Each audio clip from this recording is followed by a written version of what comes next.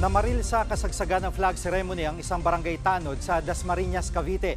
At live mula sa Cavite, nangunguna sa balita si Gary De Leon. Gary, sino-sino ang pinuntirian ng gunman? Gigi, apat ang patay, isang sugatan sa pamamaril sa barangay Salitan 3 dito sa Dasmariñas, Cavite. Alas 8 nga ng umaga habang nagsasagawa ng flag ceremony ang mga opisyal ng barangay nang biglang bumunot malapit ang ginaril ng sospek ang kapitan ng barangay. Sunod niyang ginaril ang dalawa pang kagawad, then on the spot ang tatlo habang sugatan ng SK Secretary. Agad tumakas at umuwi ng bahay ang sospek pero tinubi siya ng mga pulis. Dito na nagbaril sa sarili ang 50 anyos na tanod. Gigi, na-recover naman sa ospital ang magazine ng caliber 45 na maaaring ginamit umano sa pamamaril sa mga biktima. Gigi. At Gary, ano ang posibleng motibo raw sa pamamaril?